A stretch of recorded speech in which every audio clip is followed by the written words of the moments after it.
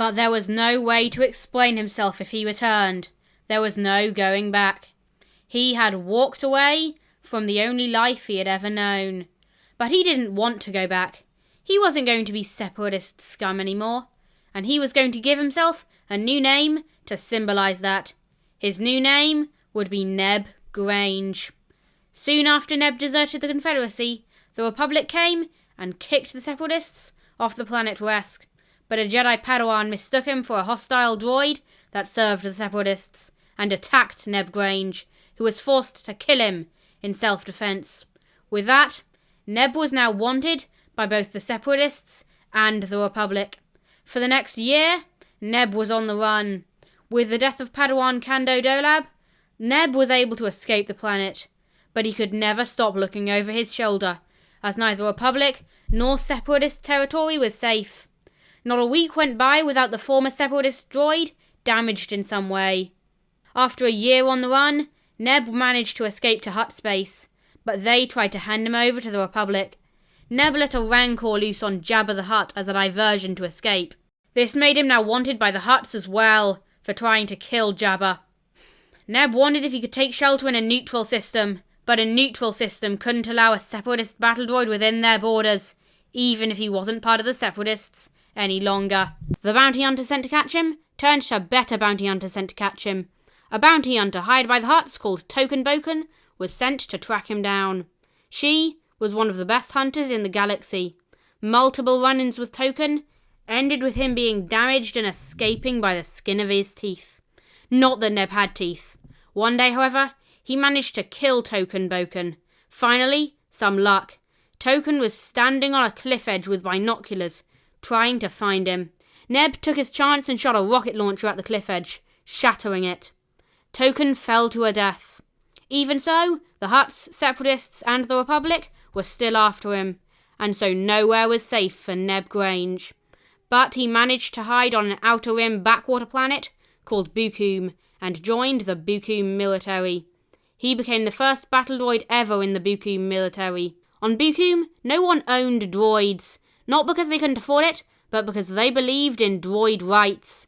There were only a couple of droids on the whole planet. Both of them had full citizenship to the planet Bukum. On this planet, droids were people too. No one on Bukum had ever heard of the Republic or the Clone Wars. No one would recognise his droid model. This is going to be my only donation appeal of the entire year.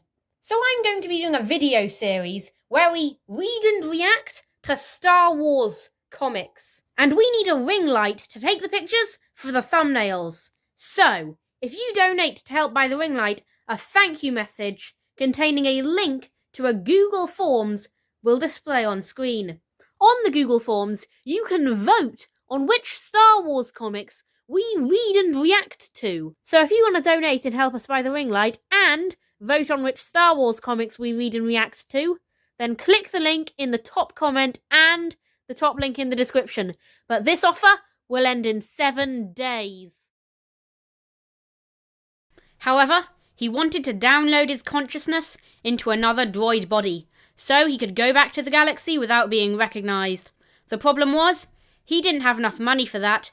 His job in the army paid little, and there was no other job he could get. It was hard to find work.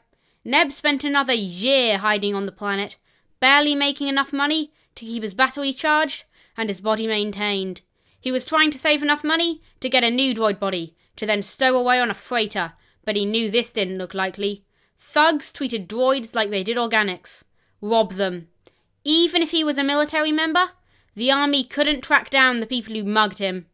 Then one day, Neb came to a terrible realization.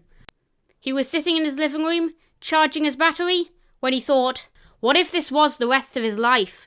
Never being able to stop worrying about getting mugged, always trying to save up for a new droid body to download his consciousness into, and go back into the galaxy, but never ever getting there. Neb's dreams of no longer having to identify as a separatist battle droid was what had gotten him up in the morning, every single day. The thought of no longer being one of those killing machines that had ruined so many lives. But Neb had to accept the possibility that that may never ever happen. Neb had been verbally assaulted on the street before he moved to Bukum, simply for being a battle droid. What if he spent the rest of his existence in the Bukum military, dreaming of better days that would never come? Realizing the possible truth, Neb came to the closest a droid could be to crying. Neb pondered these depressing thoughts for a few more minutes before he had a loud crash. A clone trooper had broken through the ceiling and was standing in his living room. Neb stood up quickly, but several more clones either ran into the room through doors or crashed through the ceiling. Neb was trapped. One of the clones said, "For killing a Jedi Padawan, you are under arrest."